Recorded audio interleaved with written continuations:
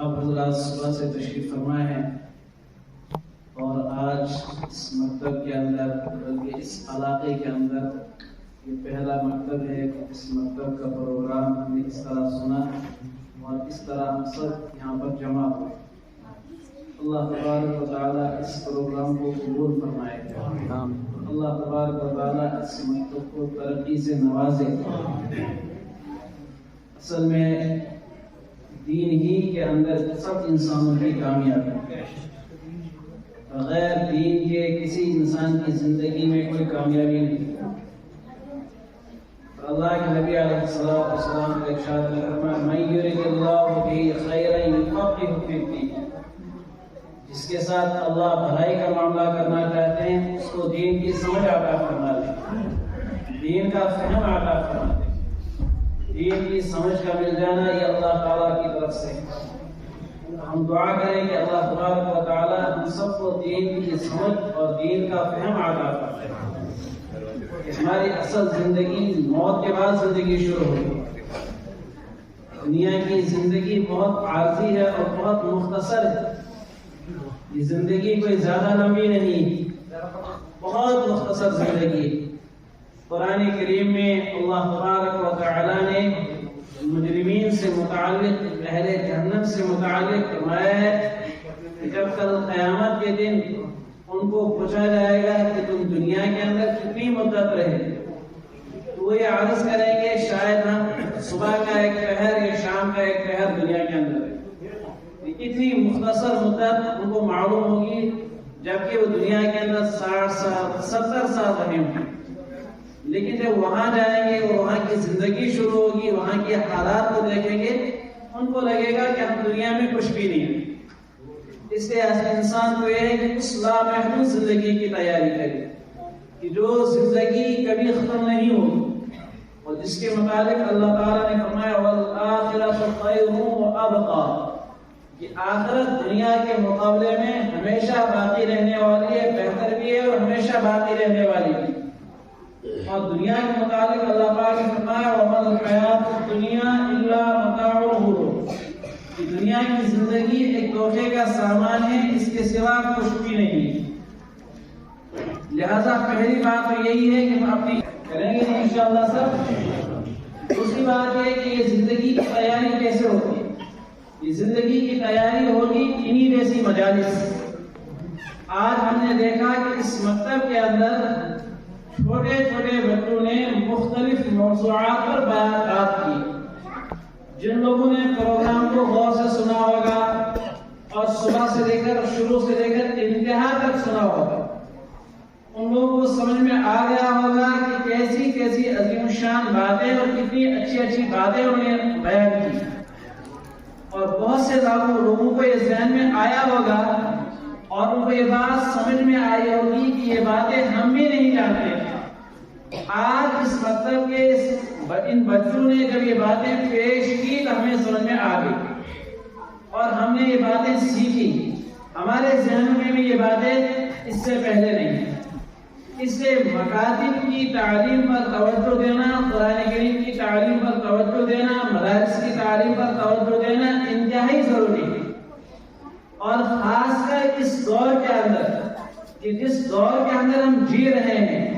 جس دور سے ہم گزر رہے ہیں، جس زمانے سے ہم گزر رہے ہیں، یہ زمانہ ہمارے لیے الحاد اور کفر لے کر آ رہا ہے، شرک اور بدعت لے کر آ رہا ہے۔ ہمارے بچوں کی ذہن سازی اسی پہ نسبت کی جا رہی ہے کہ ان کے اندر سے دینی جذبہ ختم ہو جائے، ان کے اندر سے دین ختم ہو جائے اور دین ان کی زندگی کے اندر نہ رہے۔ ایسے دور میں ضروری ہے کہ ہم مکاتب کے اوپر محنت کریں، مساجد مدارس کے اوپر محنت کریں۔ ان مکاتب کے ذریعے سے ہمارے بچوں کو صبح اور شام دین کی غذا ملے گی، دین کی روح ملے گی۔ اگر ہمارے بچے صبح شام سکول میں جاتے ہیں، دنیاوی تعلیم حاصل کرتے ہیں، چاہے وہ کالج ہے، سکول ہے، یونیورسٹی ہے، ہائی سیکنڈری ہے، ہائی سکول کہیں بھی جاتے ہیں، وہ جائیں اور تعلیم حاصل کریں، لیکن وہاں سے تعلیم حاصل کرنے کے بعد ان کے لیے ضروری ہے کہ صبح اور شام ان کے لیے دینی تعلیم کا انتظام، کیونکہ آپ حضرت یہ بات ہم سے زیادہ بخوبی جانتے ہیں اور آپ اس سے ہم سے زیادہ جانتے ہیں اس بات کہ حالات کس طرف جا رہے ہیں اور حالات اور کیا بن رہا ہے۔ ایسے میں اگر ہم نے اپنے بچوں کو دین کی طرف راغب نہیں کیا اور دین کی طرف توجہ نہیں دلائی، ہم نے اپنے بچوں کو یہیں چھوڑ دیا، تو پھر وہ زمانہ دور نہیں ہے کہ جب وہ زمانہ آئے گا کہ ہم اپنے بچوں سے کلمہ سننا چاہیں گے، وہ کلمہ نہیں سنا سکیں گے، یا پھر اگر وہ کلمہ سنا سکے لیکن ان کا عقیدہ اتنا بگڑ چکا ہوگا کہ ہم اگر اس کو درست کرنا چاہیں تو درست نہیں ہو سکتا ہے۔ میں مثال آپ کو ایک مثال دیتا ہوں۔ حال ہی میں ہمارے ایک دوست ہیں، ان کے ایک دوست تھے جاننے والے، ان کی بچی ایک سکول میں پڑھتی تھی۔ وہ سکول چونکہ وہاں مذہب کی کوئی تعلیم کا انتظام نہیں تھا اور نہ اس بچی کے والدین نے اس کے لیے ایسی تعلیم کا کوئی انتظام کیا۔ کچھ عرصے کے بعد جب وہ دوسری میں پہنچی یا تیسری میں پہنچی تو ایک دن اس نے ماں باپ سے کہا کہ خدا کوئی چیز ہے ہی نہیں، کہ تذکرہ گھر میں ہوا ہوگا، اس نے کہا اللہ ہے ہی نہیں، کس نے کہا خدا ہے؟ اب وہ ماں باپ اس کو کہہ رہے بیٹے اب یہ کیا کہ خدا ہے، وہ کہتے ہیں خدا ہی نہیں ہے، کس نے کہا خدا؟ خدا نہیں ہے کہیں موجود، خدا موجود نہیں ہے۔ یہ کیا ہے؟ اس تعلیم کا اثر ہے۔ لہذا ایسے میں ان کی سرپرستی میں اپنی بزرگوں کی زیر نگرانی رہ کر کام آپ نوجوان لوگ نہیں کر رہے ہیں، کام ہمارے بزرگ تو رہنمائی دے سکتے ہیں، بڑے آپ کو راہ دکھا سکتے ہیں، لیکن آگے بڑھنا آپ نے، آگے کام آپ نے کرنا ہے۔ وہ ہمارے بزرگ وہ کام نہیں کر سکتے ہیں جو آپ ہمارے جوان کام کر سکتے ہیں۔ لہذا اس علاقے کے جو نوجوان ہیں، جو والدین بھی ہیں، ان میں سے بہت سارے، ان سے خصوصی طور پر گزارش ہے، جیسے مکتب یہاں تک پہنچا، آپ نے محنت کی، یہاں کے اساتذہ نے محنت کی، آپ نے توجہ دی، سب نے توجہ دی، تو پھل آپ کے سامنے آیا۔ آج ان والدین کے دل بھی خوشی سے پورے سماری پا رہے ہوں گے، والدین کے دل میں بھی بہت خوشی ہوگی کہ میری بچی نے یہ بیان کیا، یہ میرے بچے نے یہ بیان کیا۔ ہر ایک کے دل میں خوشی ہے، ماں کے دل میں بھی خوشی ہے، باپ کے دل میں بھی خوشی ہے، بھائی کے دل میں بھی خوشی ہے، لیکن سوچنا ہے یہ ممکن کیسے ہوا؟ یہ ممکن ہوا ہماری محنت سے۔ اس لیے گزارش ہے اس مکتب کو مزید ترقی دے اور اس مکتب کے لیے ہم مزید محنت کریں، یہاں کے اساتذہ کے ہم تعاون کریں، یہاں کی نگرانی کا ہم انتظام کریں،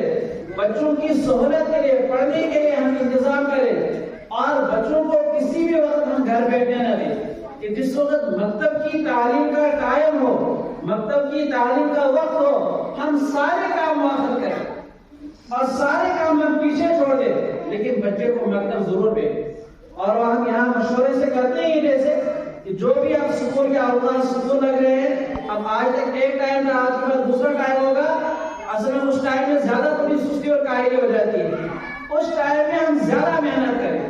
اور ہم اس ٹائم میں زیادہ کوشش کریں کہ اس اوقات میں اس دوران ہمارا بچہ کبھی مکتب سے غیر حاضر نہ ہو۔ پھر اگر آپ محنت کریں گے اور آپ نے توجہ دی، آپ نوجوانوں نے توجہ دی، تو انشاءاللہ مجھے امید ہے آپ دیکھیں گے اسی مسجد کے اسی مکتب سے آپ کسی دن حافظ قرآن کی دستاویزی بھی کریں گے یہاں سے انشاءاللہ۔